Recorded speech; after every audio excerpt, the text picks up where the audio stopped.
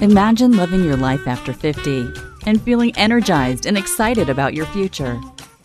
Welcome to the Women in the Middle podcast, the podcast for women who are ready to figure out what they want and create the life they deserve. Here's your host and master certified life coach, Suzy Rosenstein. Hey there, welcome back to the podcast, Women in the Middle. I'm your host, Suzy Rosenstein, and I'm so glad to be here with you again for this week's episode, which is a really cool interview with another amazing woman in the middle about taking a look at what it's like to use your vast experience to do something completely new and different, like start a digital magazine for midlife women. My guest today is Jeannie Ralston of NextTribe Digital Magazine. Like most midlife women who make a big career pivot, Jeannie's path to entrepreneurship was an interesting one. It even included some serious life on a lavender farm. You know how I like some lavender. But Jeannie was a magazine journalist for much of her professional life. She noticed there was a big gaping hole when it came to positive messaging for midlife women. That's why she wanted to do something about it. So as editor and co-founder of NextTribe, Jeannie feels strongly about supporting and celebrating women who are aging boldly. Lots of women in midlife are looking for a career change and want to take on more adventures in both their personal and professional lives. After all, like I always say, we're older and wiser, not just older. So moving forward from this highly valuable experience base can be really useful. I know you're going to love hearing more about how you can continue to grow and do interesting things in your career if you work on your mindset about making a big change and look for opportunity out there like Jeannie did. I can't wait for you to meet this very special and accomplished woman in the middle. Enjoy the interview. Hey, Jeannie, how are you? I'm so excited to have you here with the Women in the Middle podcast today. Hi, I'm thrilled to be here. Thanks for having me. Oh my gosh, I really was excited when I found out about your organization, NextTribe.com, because we have so much in common, but we're just pushing it out there and engaging with women just like with a twist. We have a different angle on reaching out, but we're so in line with each other in terms of our messaging and what we think is important. So I was just beside myself to talk to you more. And I'm really fascinated about how you got where you are today. So if you could start by telling us a little bit about what this path to kick NextTribe off was for you. Like, where'd you come from? What was going on in your 40s? Tell us everything. Well, I started NextTribe in February of 2017, and the idea for it came because in the fall previous, in 2016, because my youngest son just left for college, and I was wondering what I was going to do with this next chapter in my life. And I went online just to see what do people do, you know, what's out there for me, what kind of advice. But I didn't like what I was finding. I mean, I didn't feel like the places I found were really speaking to me. I mean, I was in my early 50s, and I just felt like I had so much time. I mean, so much to give. I felt like I was at the peak of my career and my knowledge, and my friends and I, we still had a lot of fun and laughed, but I didn't feel like anything was speaking to that kind of woman, to me. So I thought, well, I have a background in magazine journalism. I've written and worked for magazines for decades. And so I thought, well, maybe I can do something. Maybe I can create a site, a magazine that actually talks about beautiful time, this exciting time. We're not done yet.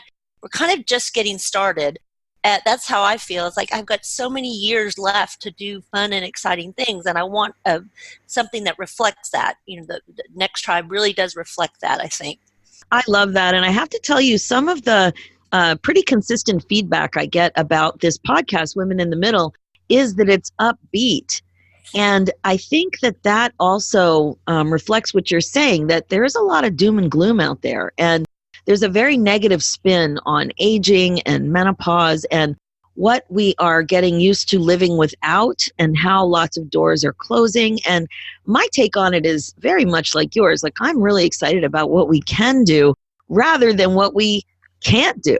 Right. Even the whole concept of bucket list, I can't stand, because it's focusing on what we're running out of time to do rather than what there's still all this amazing time and energy and focus and desire to do and create.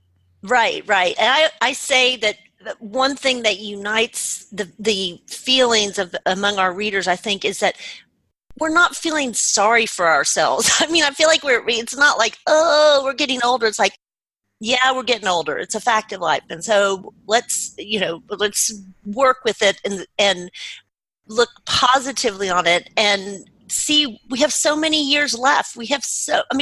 That's what we're just different than other generations because, after menopause for maybe our mother's generations, or grandmothers, everything, and through history, first of all, women might not have lived this long, but if in like your mother's generation, they would think about, okay, now you're kind of maybe done with what your big role on this earth is.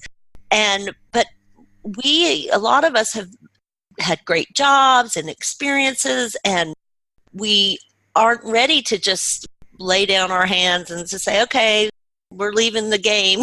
We are still in the game. We are still kicking some butt.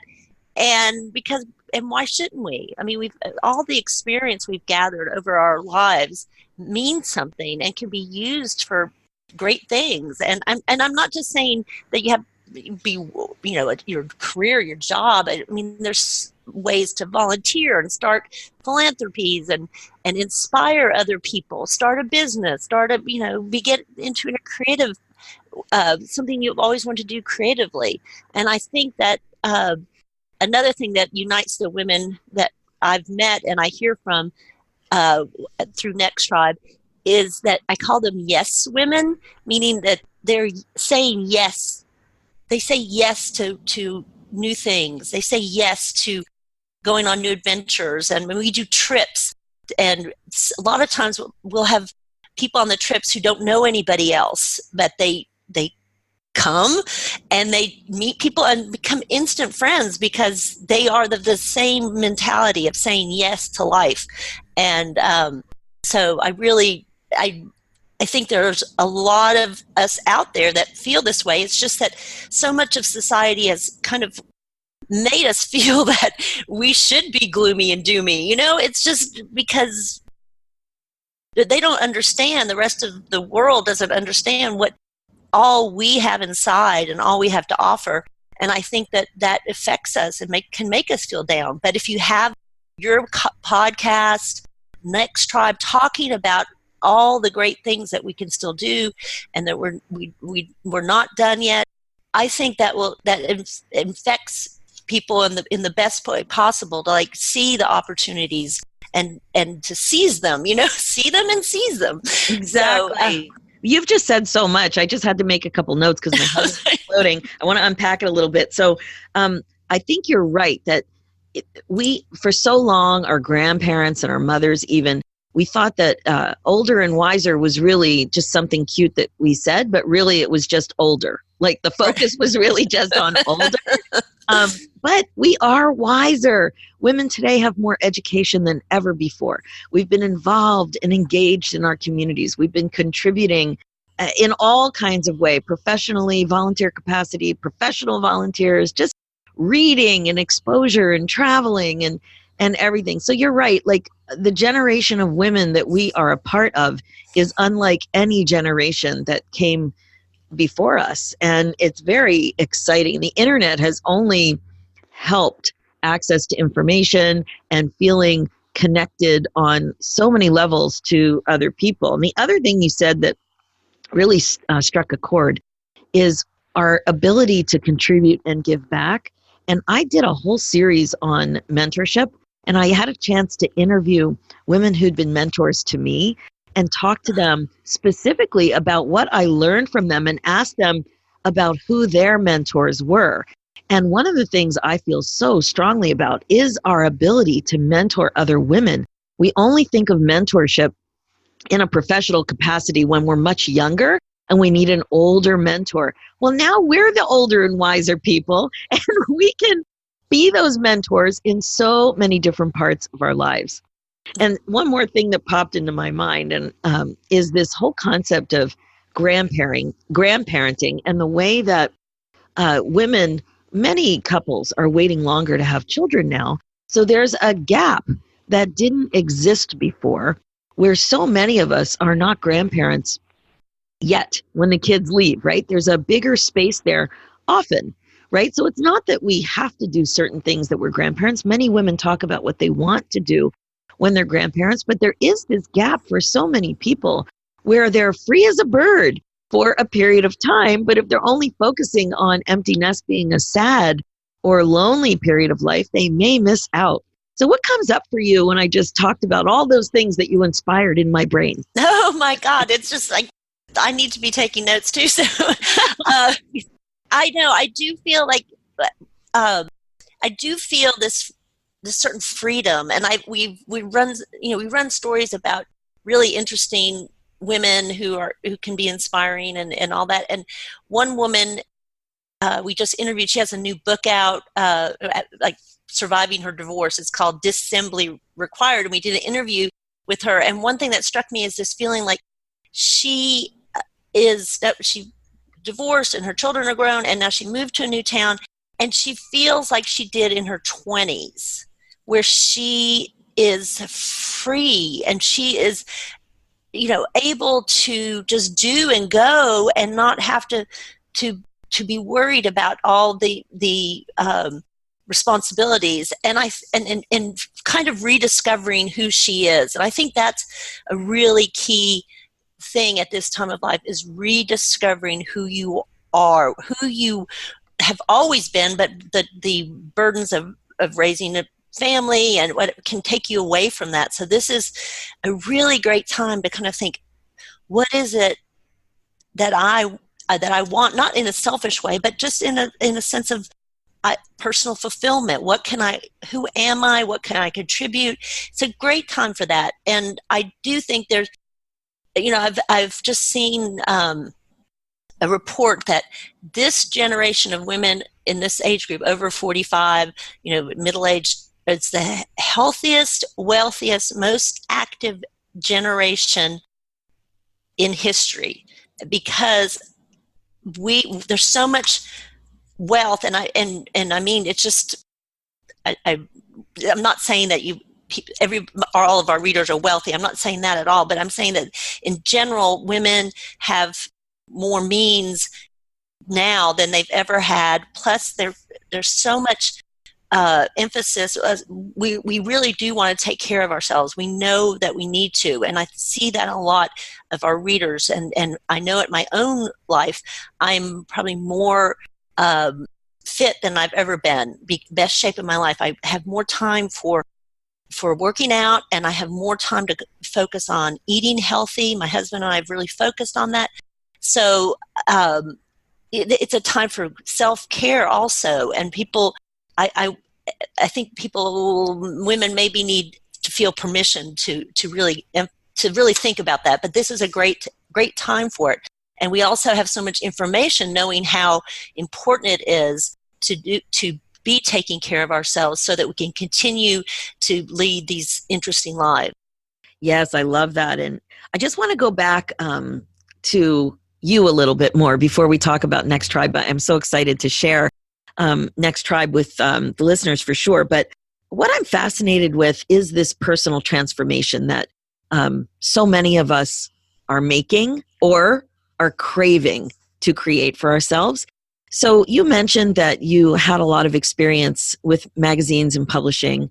And I want to talk to you about how you had that idea to go from, I've had these jobs, to how can I apply my skills in a very new and different way going forward? Because that's really what so many women are looking for. They're looking for a passion project. They're looking for a way to find more meaning. And somehow we think that it's got to be separate. It has to be different. But really, I think what you've done is very similar to what I've done. My skills and experiences have kind of come full circle in a new and exciting way. So tell us a little bit about what your career path has been and what it looked like, because this is so fascinating. And where that epiphany came from that you wanted to apply your skills and knowledge base this way. Well, it is. I think I believe that there's nothing wasted, in your life, that things, like you said, come full circle. I really believe that now, being on this end of, of life and seeing how things play out. But, I was in magazine journalism, written, the New York Times, National Geographic, all the women's magazines, and been contributing editors at quite a few. And then I had my husband and I moved when I was in my late 30s, moved to a big stone barn out in rural Texas, and he had the idea to do a lavender farm there. And I ended up really getting into it and loving it. And so that was an occasion for me to be an entrepreneur. I really built that business up and we sold it. But during that time, I ended up having big events for out at our lavender farm, or one weekend during a lavender festival, 17,000 people came through on our farm. So I'm doing big things like that. And then I also did some homeschooling and traveling with our children when they were in middle school. And so I would arrange trips, our trips, and my husband's a real stickler for, we can't spend too much money. So he would have me do a budget on every trip we were about to do. And I had to plan everything out and really, think about it. And so when I started the Next Tribe, and I should just say that it is it's digital magazine on the screen, anybody can access, but we also love in-person events because we understand that women our age, we're not used to having our whole social life on our screen. We want that face-to-face connection. We know it's important. So we do live events around the country, and we have local communities we're developing. So there's always, connection between women at this age group. But so when I knew that it was going to be, when I started, I understood I wanted it to be multi-platform. I didn't want it just to be on the screen. But anything on the screen, any of these articles, I used my experience in in magazine journalism. And also, this is what I say about that, is having a long, long career. I have met so many people along the way, and all of us have. And my idea is, if you haven't been an asshole over that time, you can go back to those people. And so that's all, and most of us haven't been assholes, I think. So you can go back to those people. And I'm working on the article part of Next Tribe. I'm working with women I met in my 20s, when I lived in New York. And we're back together, and everybody's excited, and we know each other. We know a lot about each other from all those years. And the other thing is we wanted to do the trips. And so I'm like, I can do that because I did those budgets for my husband's, So that part came like, oh, I can really use that. It was more than just, arranging a trip for my family. That experience really meant something later on. And then now doing these live events, which can be quite involved, and they're called Next Tribe Out Loud, and we get speakers, and we have like 250 people, or 150 to 250 people in the audience.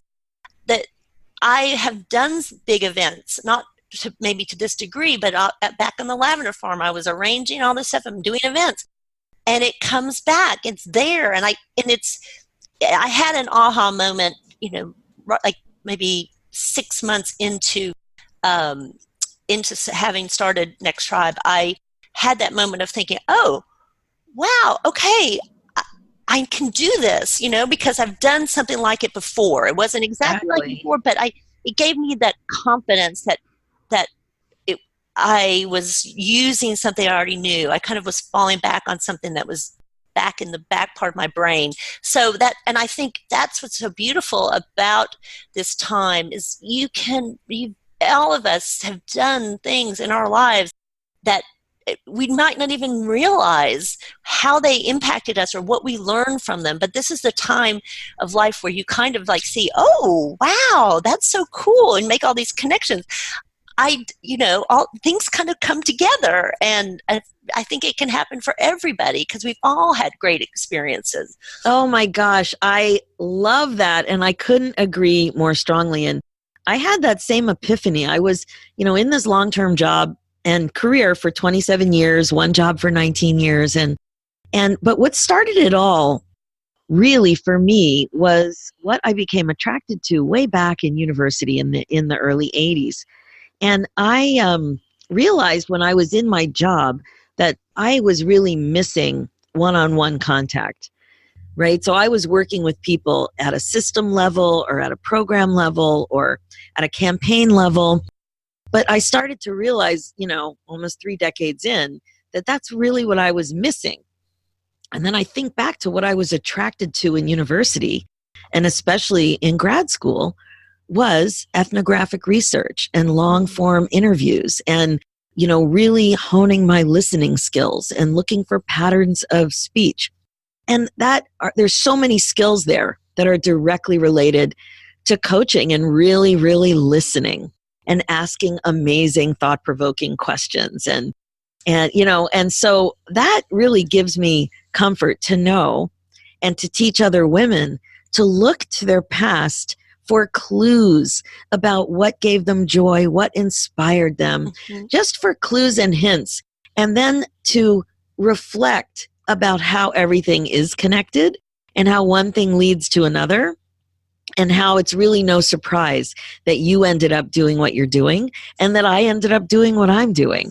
But there is also this creativity part of it, that you applied your skills in a different way. So when you hit your midlife zone and gave yourself a bit more time to think, there was a chance there for you to say, wait, I'm looking for support. I'm looking for other people who are experiencing what I'm experiencing, but I'm not finding that message.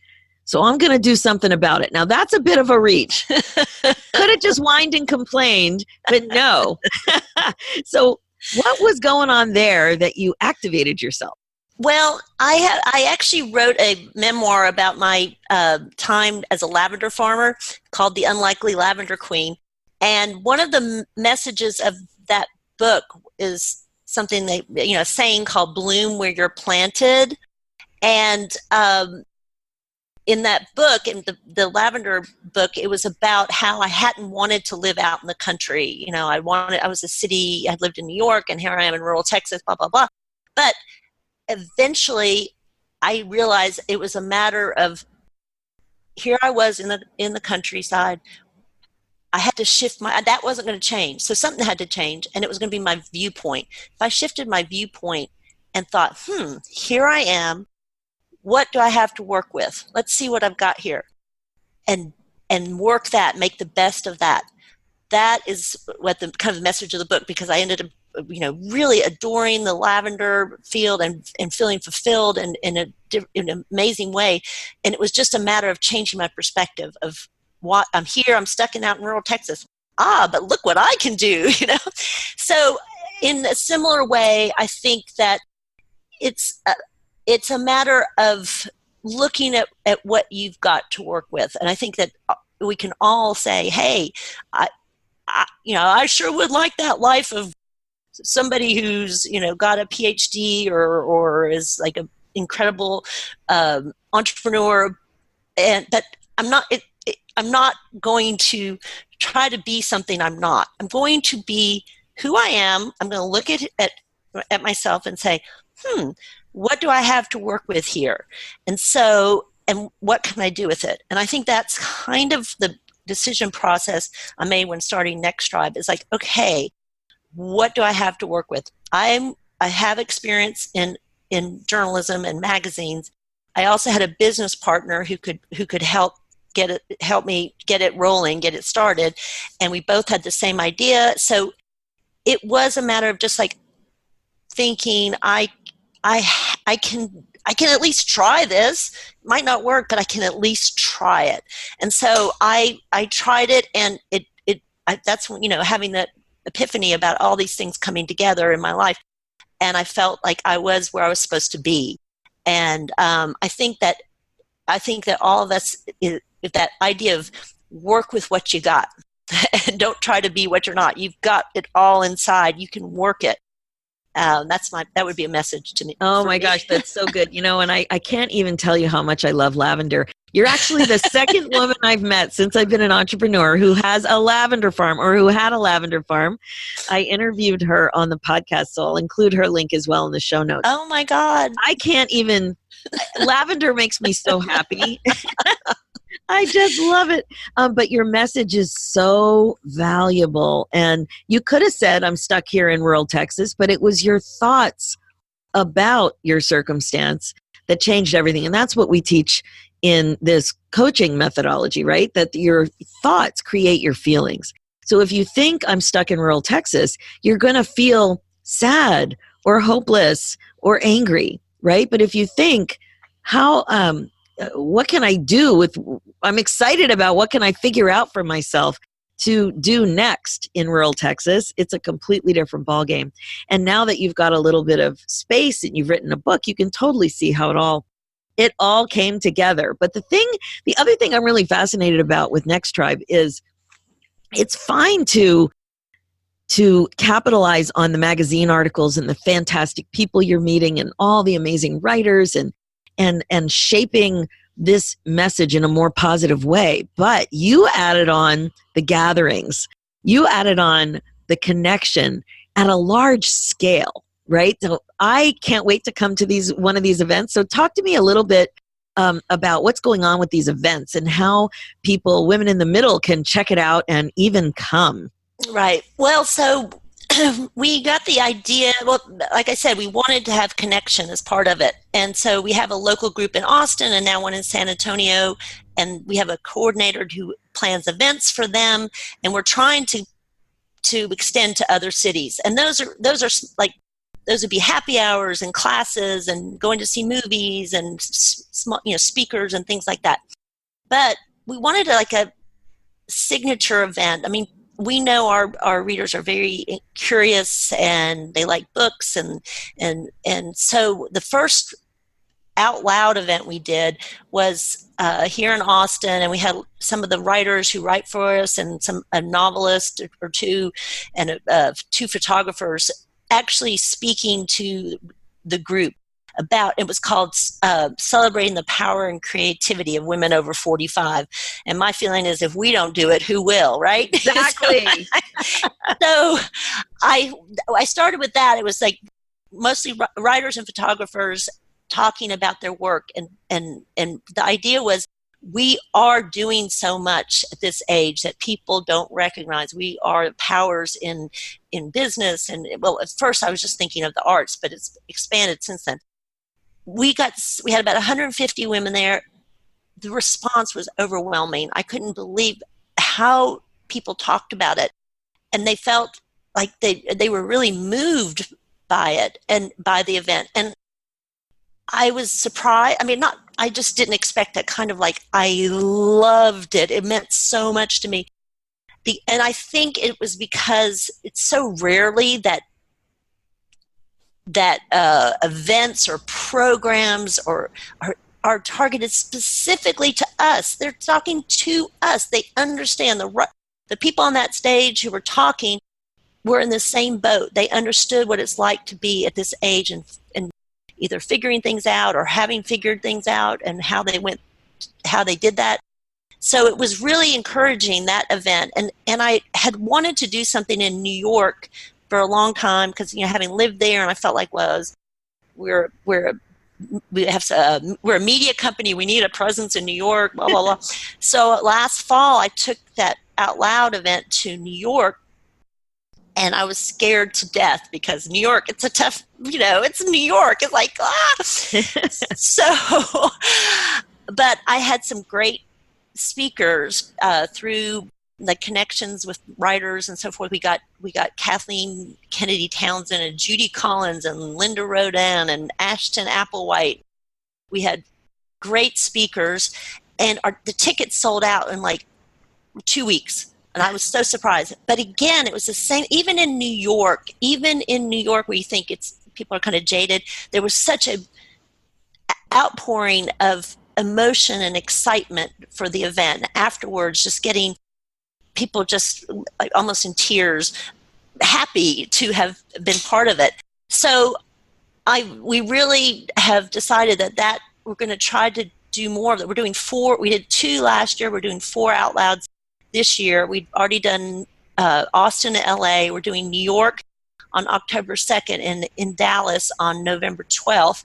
And then next year, 2020, we want to do 10 events because we really do see the difference it makes to be in a room with women who are just like you, listening to women just like you talk about their experiences and encourage you to think more positively about what stage of life you're at.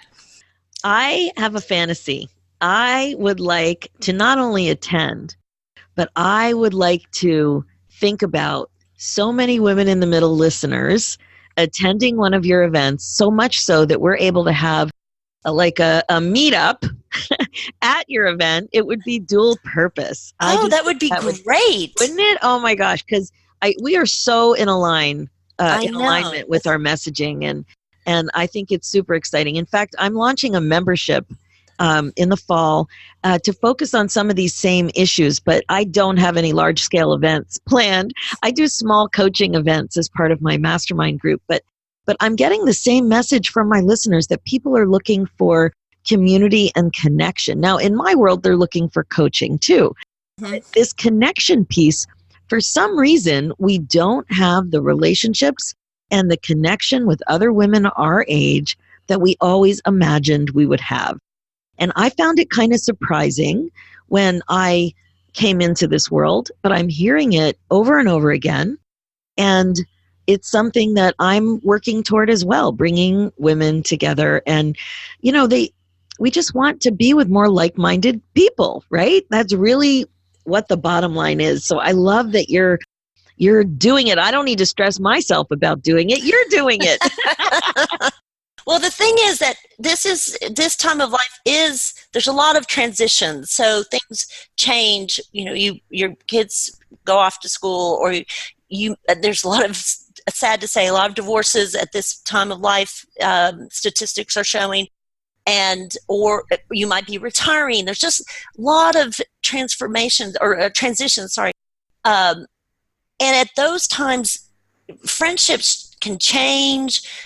And this is a time when you would be looking for connection of people who understand what you're going through, or so with these transitions, because they can be hard on you. And if you were, most of your friend group used to be mothers of your friends' kids or people you met through their kids' school, and then they go off, that whole friend group can kind of really change. And maybe you find out you weren't the only thing you really had in common was your kids were in school, or maybe if you are retiring or slowing down or thinking of a career change, and your friend group was mostly through your work, so then that changes too.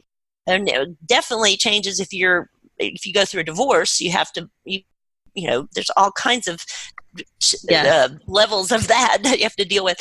So we've found that in these groups that we have, the local groups, people, they are finding each other. They're making really strong connections because they are kind of this self-selected group. That people that you meet at these things we do in these small local groups, and also in our big events, people are of the same mind. They are seekers. Yes. They are curious still about the world, and they are interested. They put themselves out there, and I think that's why the connections are so strong.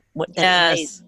Yeah, I totally agree with that. And I love that you touched on some examples too that didn't have to do with having your own kids, because I get the question sometimes, well, can you feel empty without a nest? And, yes, you can absolutely be going through some of this stuff, even if you don't have kids. Right. Because sometimes it's related to hormones, and sometimes it's related to your job, and sometimes it's related to caring for senior parents or divorce or all kinds of things. So it is really a transition that is relevant for, I would say, most of us. Yes. And I do Some want way. to stress that and Next Tribe is not just for women who have had kids and who've grown up. I mean, it's for women of all different circumstances.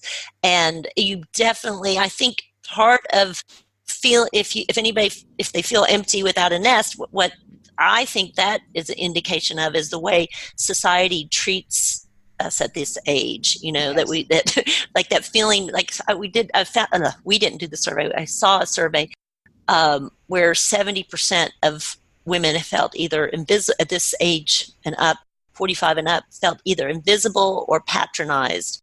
And you think about it, if you don't feel respected and understood or relevant anymore, it can really put a damper on. You could feel empty for sure. Definitely. So what would you say your best advice is to women in the middle? I would say, first of all, that bloom where you're planted, like we've talked about. The other thing is don't self-exclude. So good. I know, because when I think back on starting Next Tribe, I mean, really, I think I probably did at some point. Who am I starting this magazine? I'm living in Austin. I have never been, or haven't recently, I've been an editor-in-chief before, but way back. But,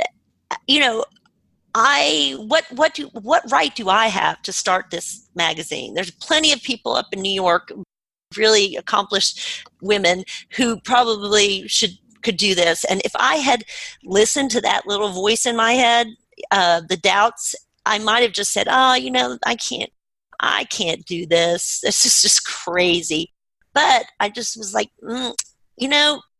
there's, if I'm not supposed to do this, I'm sure something's going to, it will tell me I'm not doing it right, or it won't work out. But I don't want to be the one to stop myself even before I try it. There's just that doesn't work for me.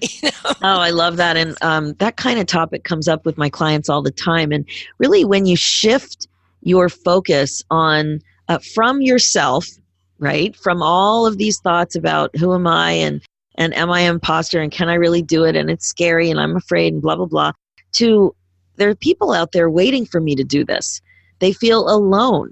How can I help them? I know I can help them. I've got skills that can actually bring amazing content to them and amazing writers and amazing people that maybe they wouldn't have found if I don't do this. If I can help somebody, maybe I am the person that they're waiting for. If I get my shit together, I can, if I get out of my own way, they're just waiting for me. And that kind of a shift in the way you're thinking about things really helps so many of us. You get over yourself and think about the people who are just waiting for you to get your shit together. Right. And I think that it's so natural to be scared and, about what you're doing.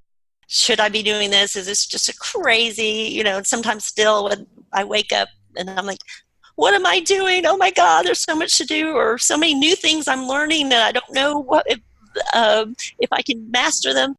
But that is actually, that means you're growing, I think. Being scared, feeling a little bit of doubt, maybe, that means you're growing and you're doing it anyway. Right. Yeah. Yeah, I love that. You know what else is kind of ironic is I also come from a publishing background in health education. I was in a publishing department in a teaching hospital.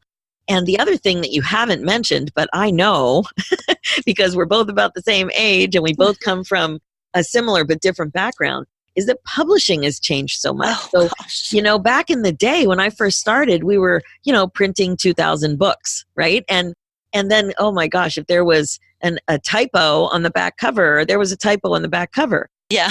Completely different. The marketing was completely different. You didn't think about it as content. You thought about it as, what's in your book. You weren't thinking about leveraging and thinking about it as a generic piece of content that can be applied in different ways, right? And so when I left that world, we were struggling with those changes and what it meant for my department, and just like all really getting our heads around what was going to be different and what was going to be more amazing, right? And so for you, I'm sure with magazines, there's not a printed version of your magazine, and your reach is, I'm sure, way more than it would have been if there were a printed version of the magazine. Right. Well, and so many fields are being disrupted, if you want to use the lingo of the day, disrupted, and definitely publishing is. And it was, I guess that fed into some of my decision making to try this. Is like, well, prospects aren't looking, I was a freelance writer for years. I'm like, prospects aren't looking very good right now for freelance writers. I better think of something. But we, so many people are being affected by that. And I think it is part of it. I said to look inside yourself, and see what you can work with. But there is also that feeling that it's important to continue to grow and learn. And I think that's another thing that unites the women who read Next Tribe, I think, is that willingness to, like, yes, we're still learning. We are still learning. So yes, I didn't have everything figured out. And I still don't have everything figured out about digital publishing. Believe me, I'm learning every day, but there's part of so many of the important skills I need and have needed for this job were there from all my past experience. So I think it is that willingness to just roll with it and just say, okay, I'm gonna learn all about SEO now, and like people throw around acronyms all the time, and I'm like, another acronym I'm supposed to know. Yeah, please let me know what that means. I would greatly appreciate it if you gave me an inside scoop on that acronym. I know. Now I'm Googling, what's that acronym? It's so good. It's so good. So thank you so much. I hear your passion. I see your creativity, and I'm so excited for my listeners to check out Next Tribe. So can you please tell us how we can find the magazine? Okay, just go to nexttribe.com and you'll come to our homepage, and we'll have all kinds of great articles on there. And there's categories on, relationships and beauty and fashion, and then, activism and arts and culture. So we have, I promise you, some of the best writers in the country who've written for the New Yorker and Vanity Fair and all those great magazines, who are giving voice to what it's like to be this age in these times. And I think that's really important that we have people talking about that. I love that. And what about these trips? Because I'm serious about this. Okay, yes. Oh my gosh, we have one. It is sold out, but going to San Miguel de Allende over Day of the Dead. We have the third year in a row coming up in 2020 is a big beach retreat where we do yoga. It's a yoga, photography, and writing retreat. So we do all these things for over a week in the most glorious setting on the Pacific, on the coast of Mexico, but fabulous resort with all kinds of body treatments and stuff. And then we did a trip last year to Charleston, because I know a lot about Charleston, and we will probably be doing that one again. And we're having another retreat in Texas in the beginning of April. That's going to be, ropes and zip lines and things like that, where we challenge ourselves. So we've got a lot coming up. Jeannie, this is so exciting. I can't wait to give you a hug in person at one of these retreats. And I want to have a whack of my women in the middle with me so that we can really start enjoying this together. It's been an absolute pleasure to get to know you and understand more about what Next Tribe can offer women in the middle. I'm super excited about the direction of this initiative, your business, and growing together. Thank you so much for being a guest today on the Women in the Middle podcast. Thank you so much for having me. It's been a joy. That's it for this episode. I'm sure you'll agree, Jeannie is really doing amazing things for women in the middle. Not only is she publishing a highly valuable resource with Next Tribe, but she's also creating a way for more of us to connect in person without loud live events. Now, I was serious about having women in the middle meet up at one of these in the future. So let's keep this conversation going, ladies. I also love her attitude about blooming where you're planted. You're only one thought away from creating what you want, no matter where you are or what you're doing. It really does start with your mindset and your thinking. The biggest lesson here, though, I think, is to really look at your experience about what you've done in your life that has taught you so much. And at your age now, you can totally see the connections better about what can be applied in new and different ways. To notice the foundation of your skills and interests and recognize that, like Jeannie says, nothing is wasted. I love that thought. Nothing is wasted. Notice how that thought makes you feel. It's quite different feeling from what you might be thinking. I'm too old, or it will never work. Very different feelings are created from that kind of thinking, which of course will create a very different outcome for you. So good, very inspiring, and a solid reminder that you too can bloom where you're planted. All right, my focus as a midlife coach is to help you get excited about your life again. Being the queen of your brain domain is the best way to be. Check out the show notes with more information and links, and check out Next Tribe. Everything will be there for you at SuzyRosenstein.com. Download my free ebook, 9 Secrets to Get Unstuck in Your 50s at SuzyRosenstein.com/9 Secrets. And whenever you're ready, there are 3 great ways that I can help you learn to think on purpose so that you can get excited about your life again this year. The first way, join the free Women in the Middle community Facebook group and connect with other amazing women in the middle who are ready to start regret-proofing their lives too. Just go to facebook.com/groups/Women in the Middle community. You can also work with me directly and get unbelievably effective coaching to take you from being stuck and confused to being crystal clear and excited about your future. Just go ahead and grab your Kickstart call right away at talktosuzy.com. And the third way is to get on my wait list for my new Midlife membership. This is an upbeat virtual community for 50-plus women who want clarity, courage, and connection to get excited about their lives again. Go ahead and sign up so you don't miss anything at SuzyRosenstein.com/membership. Let's do this, ladies. Let's learn to think on purpose. Thanks so much for listening, and I'll talk to you next week.